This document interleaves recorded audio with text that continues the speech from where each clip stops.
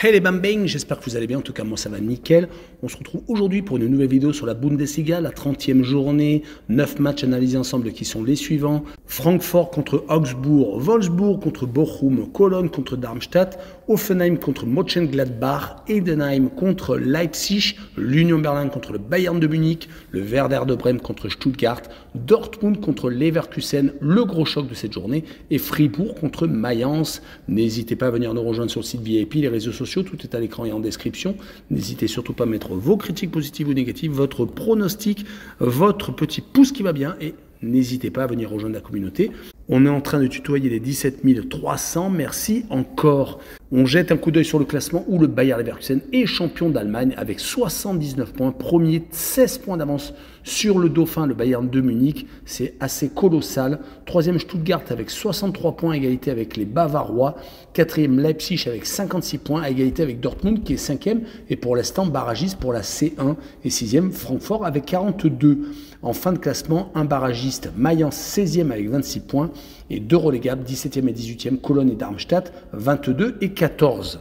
Et on commence avec Francfort contre Augsbourg. Les deux équipes se talonnent. 6e contre 7e, 42 points pour Francfort, 39 pour Augsbourg. Et quand on regarde les derniers résultats, Augsbourg est un petit peu mieux. 3 victoires, 1 nul et une défaite, toutes compétitions confondues. La défaite a été contre Hoffenheim et le match nul contre Cologne. Ils ont réussi à gagner leur dernier match à la maison contre l'Union Berlin. Donc ils sont en pleine forme. Du côté de Francfort, 2 matchs nuls contre l'Union Berlin et le Werder de Brême. 2 défaites malheureusement, donc 4 matchs sans défaite actuellement. 2 défaites à Dortmund et à Stuttgart, les équipes qui sont au-dessus d'eux au classement. Leur dernière victoire remontée à une réception de Hoffenheim, c'était le 10 mars. En tout cas, mon pronostic sera un match nul, un but partout, avec le home no bet et le match nul remboursé 6 victoires de Francfort à la maison et une cote à 1,89. On poursuit avec Bochum qui se déplace à Wolfsburg, deux équipes qui sont en deuxième partie de tableau et qui luttent surtout pour ne pas descendre. Elles ont 1 et 2 points d'avance sur Mayence qui est barragiste. Wolfsburg reste surtout sur une seule victoire sur les 5 derniers matchs de Bundesliga, c'était à l'extérieur au Werder. Sinon, beaucoup trop de défaites contre Leipzig, Mönchengladbach, Augsbourg et le Bayer Leverkusen. Certes, le calendrier a été assez compliqué, mais ils vont jouer contre Bochum qui n'a pas perdu le dernier match contre Heidenheim à la maison. D'ailleurs, sur les 3 derniers matchs, c'est 2 matchs nuls et une seule défaite contre Cologne. Ils ont tendance quand même à être assez en difficulté, même contre des équipes qui sont en difficulté. C'est plutôt mauvais signe. En tout cas, sur cette rencontre, je vois Wolfsburg s'imposer 2-1 à la maison et je verrai le plus de 2,5 buts sur le match avec une cote à 1,67. On poursuit avec Cologne contre Darmstadt, le dernier contre l'avant-dernier. 22 points contre 14. Cela va être le match peut-être de la relégation pour Darmstadt. En tout cas pour Cologne, ça sera sans doute le match qui va peut-être les relancer dans la course pour ne pas descendre. En tout cas, Cologne vient certes de s'incliner au Bayern de Munich, mais c'était seulement 2-0. Mais ils ont surtout, juste avant, enchaîné 2 matchs sans défaite. Un match nul à Augsbourg et une victoire très importante à la maison contre Bochum. Du côté de Darmstadt, on enchaîne les défaites. 4 sur les 5 derniers matchs, toutes compétitions confondues. Ils ont perdu contre Fribourg à la maison et ont surtout pris un carton à Mayence 4-0. 2 matchs sans avoir marqué. Heureusement qu'ils avaient réussi à accrocher un match nul à Bochum, sinon ça serait 5 défaites sur les 5 derniers matchs. Ils avaient pris par exemple un 5-2 à la maison contre le Bayern de Munich. En tout cas sur ce match-là, je les vois accrocher un match nul à Cologne car ils sont capables de faire beaucoup de matchs nuls à l'extérieur. Et je vois Darmstadt marquer le plus de 0,5 buts sur le match et une cote à 1,57.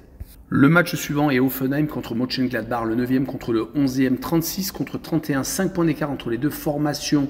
Il n'y a qu'une victoire sur les 5 derniers matchs pour Hoffenheim, c'est plutôt compliqué. Ils avaient pourtant eu une très belle période, mais actuellement, ils sont en train de décrocher totalement.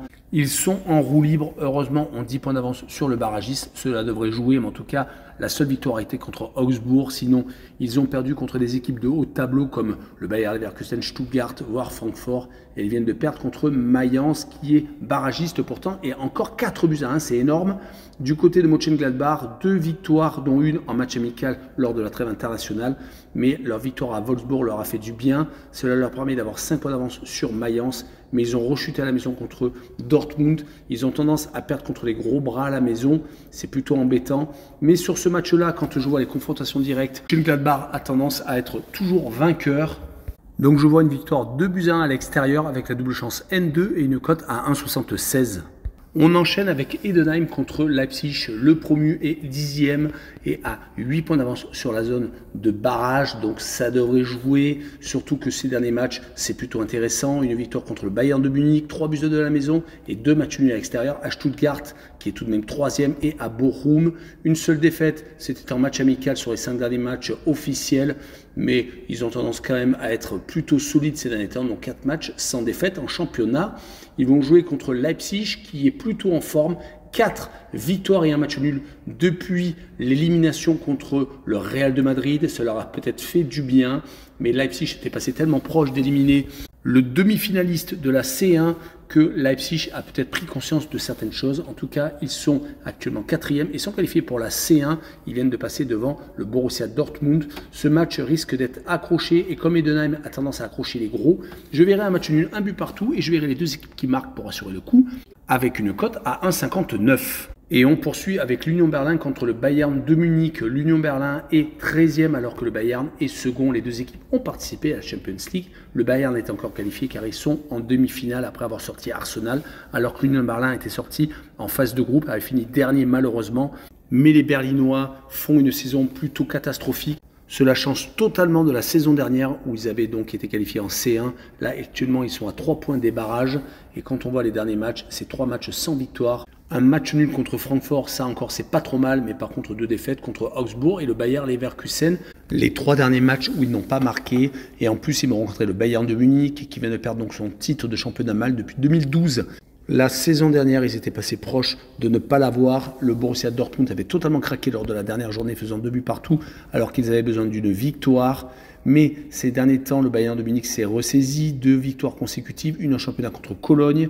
Et surtout, ils ont réussi à éliminer Arsenal, gagnant au match retour 1-0 de justesse après avoir fait match nul en Angleterre. Ils ont encore une possibilité de gagner un titre et de sauver leur saison car ils ne gagneront pas également la Coupe d'Allemagne. Ils avaient été éliminés par Saarbrück, une équipe amateur. En tout cas, sur ce match-là, je les vois gagner 2-0 à l'extérieur avec le moins de 3,5 buts sur le match et une cote à 1,51. L'opposition suivante est le Werder de Brême contre Stuttgart. Le Werder ne gagne plus. Ils ont eu une très belle embellie en 2024 en janvier, gagnant par exemple au Bayern de Munich 1-0, mais malheureusement, cela n'a pas été suivi de très bons résultats. Depuis 8 rencontres, toutes compétitions confondues, ils ne gagnent plus. Ils viennent surtout de prendre un 5-0 au Bayer Leverkusen, le match du titre. Ils vont jouer contre Stuttgart qui par contre continue à rester dans le trio de tête et depuis 9 rencontres toutes compétitions confondues, ils ne perdent pas également. On fait 2 matchs nuls et 7 victoires quand même, des matchs en plus aboutis, des victoires à Dortmund, des 3-0 contre Francfort, des 3-0 à Hoffenheim. Franchement, beaucoup de clean sheet en plus. Sur ce match-là, je les vois encore s'imposer à l'extérieur 2-0 avec les deux équipes qui ne marquent pas et une cote assez hallucinante de 2,38. Et on passe au choc Dortmund contre Leverkusen, le 5e contre le premier. Le premier, Leverkusen, est toujours invaincu. Ils viennent en plus de se qualifier pour les demi-finales de la C3 après avoir éliminé West Ham, même si ça a été assez compliqué. Ils ont réussi à arracher le match nul lors du quart de finale retour. Ils avaient réussi à s'imposer sur le tard 2-0. C'est vraiment incroyable le nombre de buts qu'ils marquent dans les 10 dernières minutes, voire dans les arrêts de jeu. En tout cas, ils sont champions avec 16 points d'avance pour l'instant sur le Bayern de Munich. Ils ont réussi à gagner 4 de leurs 5 derniers matchs.